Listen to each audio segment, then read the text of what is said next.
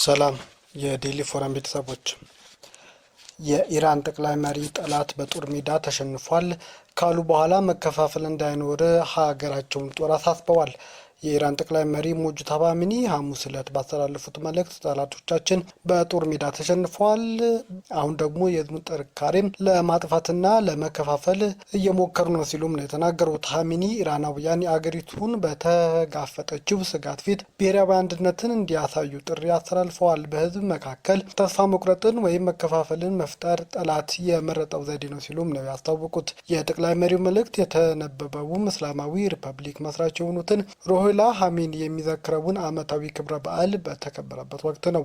ሙጅተባ ሚኒ ስልጣን ከተረከቡ ጊዜ ጀምሮ እስካሁን ድረስ በአደባባይ አልታዩም። በቪዲዮም መልእክት አስተላልፈው አያውቁም። ከዚህ በፊት የሰጧቸው የተለያዩ መግለጫዎች በጽሁፍ የቀረበ ሲሆን ስላሉበት ሁኔታ ወይንም በሀገሪቱ አስተዳደር ውስጥ ስላላቸው የዕለት ተዕለት ቁጥጥር በተመለከተ እስካሁን እና አሜሪካ የሚያውቁት ነገር የለም።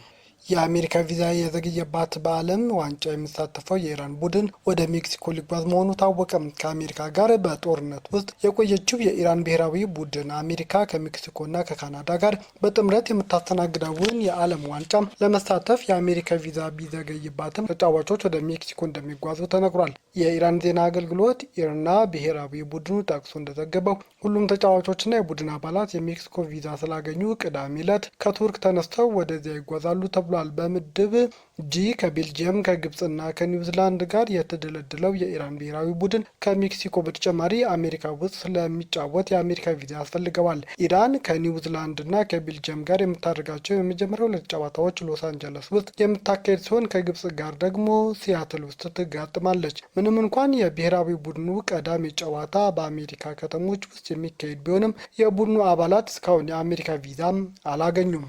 የአሜሪካ ምክር ቤት ትራምፕ በኢራን ጦርነት ላይ ያላቸው ስልጣን የሚገድበውን ውሳኔ አጸደቀ። የአሜሪካ ሕዝብ ተወካዮች ምክር ቤት ትራምፕ በኢራን ላይ ተጨማሪ ጥቃት እንዳይፈጽሙ የሚያደርገውን ውሳኔ አሳልፏል። ውሳኔው ያሳለፉት 215 ለ208 በሆነ ድምጽ ሲሆን 4 ሪፐብሊካኖች ባለፈው የካቲት ወር ላይ የተጀመረውን ጦርነት በመቃወም ዲሞክራቶችን ተቀላቅለዋል። ይህም በኮንግረስ ፈቃድ አልተሰጠውም በሚል ትችት ሲቀርብበት የነበረው የትራምፕ ስልጣን ለመገደብ በምክር ቤቱ የተደረገው አራተኛ ሙከራ ነው። አሁን ግን ምክር ቤቱ ያሳለፈው ውሳኔ ሪፐብሊካኖች በሚቆጣጠሩት የአሜሪካ ሴኔት ይሁንታ ማግኘት አለበት። ሴኔቱ ሊያጸድቀው ቢችልም ውሳኔው በኢራን ላይ እየተወሰደ ያለውን ወታደራዊ እርምጃ ያስቆማል ተብሎም አይታሰብም። ሴኔቱ ቀደም ብሎ ካደረጋቸው ያልተሳኩ 7 ሙከራዎች በኋላ ግንቦት ወር ላይ ተመሳሳይ የውሳኔ ሀሳብ ቀርቦ የነበረ ቢሆንም እስካሁን ሙሉ ድምጽ ማግኘት አልቻለም። ረቡዕ ዕለት የምክር ቤቱ አባላት የሰጡት ድምጽ በትራምፕ ሪፐብሊካን ፓርቲ ውስጥ መከፋፈል እንዳለ ያሳየ ነውም ተብሏል። የሪፐብሊካን ተወካይ የሆኑት ቶማስ ማሲ፣ ብሪያን ፊትስፓትሪክ፣ ቶም ባርቴና ዋርን ዴቪየንስ ረቡዕ ዕለት የተላለፈውን ውሳኔ ዲሞክራቶች ያቀረቡትን ሀሳብ ተቀላቅለዋል። ከዚህ ቀደም በተመሳሳይ ድምጽ የሰጡት ዲሞክራቱ ጃረድ ጎልደን ኦፍሜን አሁንም ድጋፋቸውን አሳይተዋል። በሚችጋን የሪፐብሊካን ተወካይ የሆኑት ባሬት ኮንግረሱ ብቻ ነው ጦርነት ሊያውጅ የሚችለው፣ ይህ ልንጠብቀው የሚገባ ጉዳይ ነው ብለዋል። ከትራምፕ ስለሚመጣባቸው በቀል ያሳሰባቸው እንደሆነ ተጠይቀው የምክር ቤት አባሉ ትክክል ነው ብዬ ለማስበው ነገር ነው ድምጽ የሰጠሁት፣ የሚመጣውን ለመቀበል ፈቃደኛ ነኝ ሲሉም ነው የገለጡት። በምክር ቤቱ የውጭ ጉዳይ ኮሚቴ የሚመሩት ዲሞክራቱ ግሪጎር ሚክስ በበኩላቸው የድምጽ አሰጣጡ ገለልተኛ የሆነና ትራምፕ በኢራን ላይ እያካሄዱት ያለውን ህገወጥና ብዙ ዋጋ የሚያስከፍለው ጦርነት የሚቃወም እንዲሁም ጦርነቱን ለአንደኛና ለመጨረሻ ጊዜ ለማስቆም የተወሰደ የመጀመሪያው እርምጃ ሲሉም ገልጠውታል። አሜሪካና እስራኤል በኢራን ላይ የካቲት መገባደጃ ላይ ነበር ጥቃት የከፈቱት። ኢራን በእስራኤልና በባህረ ሰላጤው በሚገኘው የአሜሪካ አጋር ሀገራት ላይ ጥቃት በመፈጸም የዓለም አብዛኛው የነዳጅ መተላለፊያ የሆነውንም ወሽመጥ ዘግታለች። ሚያዝያ ወር ላይም አሜሪካ ወደ ኢራን የሚሄዱና ከኢራን የሚነሱ መርከቦች እንዳይንቀሳቀሱ እገዳም እንደምትጥል አስታውቃም እስካሁን እየተገበረች ነው። በዚያ ወር ሁለቱ ሀገራት የተኩስ አቁም ለማድረግ የመጀመሪያ ስምምነት ላይ ደርሰውም ነበር። ስምምነቱ ላይ ቢደርሱም አሜሪካ ከሰሞኑ በኢራን ላይ ጥቃት ፈጽማለች። ቴህራንም በምላሹ የአሜሪካ አጋር በሆነችው በኩዌት ላይ ጥቃት በመፈጸም የአጸፋ እርምጃ ወስዳለች። የአሜሪካ ምክር ቤት ድምጽ ከመስጠቱ ቀደም ብሎም ትራምፕ ጦርነቱን ለማቆም የሚደረገው ድርድር በጥሩ ሁኔታ እየሄደ እንደሆነና በሳምንት መጨረሻ ላይ ሊጠናቀቅ እንደሚችል ፍንጭ ሰጥተዋል። ይህ ጉዳይ ትራምፕ ትራምፕ በተደጋጋሚ ጦርነቱ እንደሚቋጭ ፍንጭ የሰጡበት ቢሆንም እስካሁን ግን እውን መሆን አልቻለም። ፕሬዚዳንቱ ጨምረውም አብዛኛው የአስተዳደራቸው አባላት ሁሉም ሰው ሳያልቅ ግጭቱ በቅርቡ ለማቆም ተስፋ እንደሚያደርግም ገልጸዋል። የአሜሪካ ፕሬዚዳንት ትራምፕ ከኢራን ጋር ለሚደረገው የሰላም ስምምነት ሁሉም ሀገራት የአብርሃም ስምምነት በአስቸኳይ እንዲፈርሙ የሚል ጉዳይ እንደ አንድ ቅድመ ሁኔታ ሊያስቀምጡት እንደሚችሉም እየተነገረ ነው። አብርሃምስ አኮርድስ በእስራኤልና በበርካታ አረብ ሀገራት መካከል ያለው ዲፕሎማሲያዊ ግንኙነት ለማሻሻል የተደረጉ ስምምነቶች የያዘ ነው። ስምምነቱ የተፈረመው በ2020 እንደ ጎርጎሮሳውያን የዘመን አቆጣጠር ሲሆን በትራምፕ የመጀመሪያ ስልጣን ዘመንም ነው የተፈረመው። ትራምፕ በትሩዝ ሶሻል ማህበራዊ ሚዲያ ገጻቸው ላይ ባሰፈሩ ጽሁፍ ሁሉም ሀገር የአብርሃም ስምምነት በአስቸኳይ እንዲፈርም በአስገዳጅነት እየጠየቁም ነው። ኢራን እንደ አሜሪካ ፕሬዚዳንት እና ከእኔ ጋር ስምምነት የምትፈርም ከሆነ በዚህ ወደር የለሽ የዓለም ጥምረት አካል መሆናቸው ጥልቅ ክብር ይሆናልም ሲሉ ነው የገለጡት። ትራምፕ ይህንን ያሉት ከሳውዲ አረቢያ፣ ከተባበሩት አረብ ኤምሬትስ፣ ከኳታር፣ ከፓኪስታን፣ ከቱርክ፣ ከዮርዳኖስ፣ ባህሬን እና ከግብጽ መሪዎች ጋር በስልክ ከተነጋገሩ በኋላ ነው።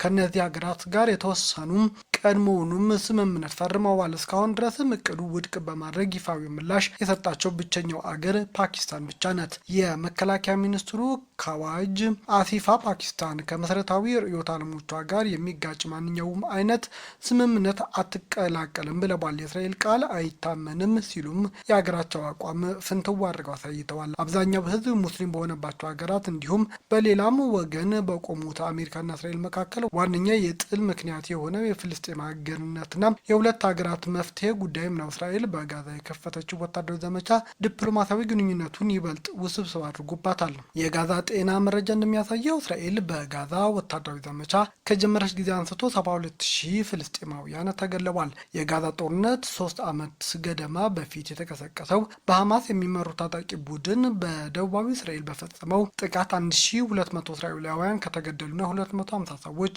ከተጎዱ በኋላ ነው። አሜሪካ ያመቻቸችውና በ2020 የተፈረመው የአብርሃም ስምምነት በእስራኤልና በአራት የመካከለኛው ምስራቅ ሀገራት መካከል መደበኛ ዲፕሎማሲያዊ ግንኙነቶች ለመፍጠርም ያለመ ነበር። ስምምነቱ ውስጥ የተካተቱት ባህሬን፣ ሞሮኮ፣ ሱዳን እና አረብ ኤምሬትስ ናቸው። እስራኤል ረጅም ጊዜም ከቀጥናው ሀገራት ጋር መገለል ገጥሟትም ነበር። የስምምነት እቅዱ በትራምፕ የመጀመሪያው ስልጣን ዘመን በኤምሬትስና በባህሬን ነበር የተፈረመው። የስምምነቱ መድረስ በሀገራቱ መካከል ቱሪዝም፣ ንግድና ደህንነት ትብብር እንዲጨምርም ረድቷል። ኋላ ላይ ደግሞ በ2021 እና በ2020 በተፈረመ የተለያዩ ስምምነቶች አማካኝነት ሞሮኮና ሱዳን የአብርሃም ስምምነትን ተቀላቅለዋል። ባለፈው ዓመት ደግሞ ካዛኪስታንም ስምምነቱን ፈርማለች። የእስራኤል ጠቅላይ ሚኒስትር ቤንያሚን ኔታንያሁ በ2020 ላይ ከፍልስጤማውያን ጋር ለሚደረጉ ቀጣይ ድርድሮች እንደ መሰረት ሊውል የሚችል የክፍለ ዘመኑ እድል ሲሉም ስምምነቱን አወድሰው ነበር። የፍልስጤም ፕሬዝዳንት ሙሐመድ አባስ ግን እቅዱን የክፍለ ዘመኑ የጥፊ ምት ሲሉም ነበር ያጣጣሉት። ዌስት ባንክ ሆነው በቴሌቪዥን ባስተላለፉት መልእክት ለትራምፕና ለኔታንያሁ የምናገረው እስራኤልም ለሽያጭ አትቀርብም፣ መብቶቻችንም በሙሉ የሚሸጡም ሆነ ለድርድር የሚቀርቡ አይደሉም፣ የእናንተም ስምምነት ሴራ አይሳካም ሲሉም ነበር ያስታወቁት። ይህ ስምምነት የአረብ ሀገራት ለረጅም ጊዜ ይዘው ከቆዩት ከእስራኤል ጋር በመደበኛ ግንኙነት መድረስ የሚያስችለው ትክክለኛ ዋጋ የፍልስጤምን ነጻነት ነው የሚል አቋም የተቃረነ ነው። የተባበሩት አረብ ኤምሬትስ ፕሬዝዳንት ሼህ መሐመድ ቢን ዛይድ አልናህያን ከፍልስጤም ሉዓላዊነት ጋር በተያያዘ ስምምነቱ ለመፈረም ያስቀመጡት ቅድመ ሁኔታ እስራኤል ሰፊውን የዌስት ባንክ ግዛት ነጥላ መውሰዷን ማቆም አለባት የሚል እንደነበርም ተነግሯል። እስራኤል ዌስት ባንክና ምስራቅ ኢየሩሳሌም በገነባችው 160 ገደማ ሰፈሮቿ ውስጥ 700,000 የሚጠጉ እስራኤላውያን አይሁዶች ይኖርበታል። እስራኤልም ባትቀበለውም በዓለም አቀፍ ሕግ መሰረት እነዚህ ስፍራዎች ሕገወጥ ናቸው። የእስራኤል ባለስልጣናት ከኤሚሬትስ ጋር የሚደረጉ የንግድ ልውጦች በጥቂት ዓመታት ውስጥ በዓመት $4 ቢሊዮን እንደሚደርስና ይህም እድገትም 15,000 የስራ ዕድሎችን እንደሚፈጥር በ20 ተገምቶም ነበር። በ2023 በእስራኤልና በአብርሃም አኮርድ ፈራሚ ሀገራት መካከል የሚደረገው የንግድ ልውውጥ $4 ቢሊዮን አልፏል። ይህም ቁጥር በ2022 ከነበረው ጋር ሲነጻጸር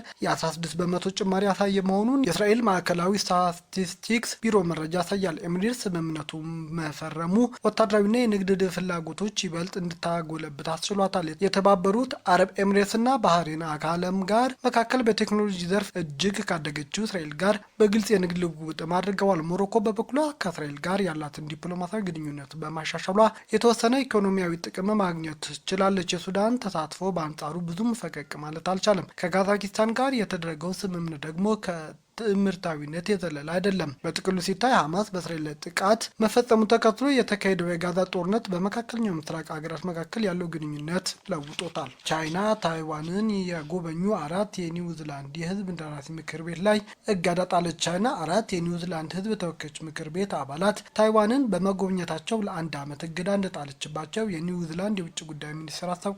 የህዝብ እንደራሴዎቹ እገዳው እንደተጣለባቸው ያወቁት የቻይና ኤምባሲ በግንቦት ወር ከጉብኝታቸው ሲመለሱ ይቅርታ ከጠየቁ ሊቀነሱ ወይም ሊነሳላቸው እንደሚችል ከገለጸ በኋላ መሆኑን የሀገር ውስጥ መገናኛ ብዙሃን ዘግበዋል። ቻይና ታይዋን ደሴት የግዛቱ አካል እንደሆነች የምትቆጠር ሲሆን ከየትኛውም አገር ጋር የውጭ ግንኙነት እንድታደርግ አትፈቅድም። ቻይና በኒውዚላንድ የህዝብ ተወካዮች ምክር ቤት አባላት ላይ እገዳ ስትጥል ይህ የመጀመሪያውም ነው። የኒውዚላንድ የውጭ ጉዳይ ሚኒስቴር ቃል አቀባይ ዊንስተን ፒተርስ በቻይና ውሳኔ መደነቃቸውን ተናግረዋል።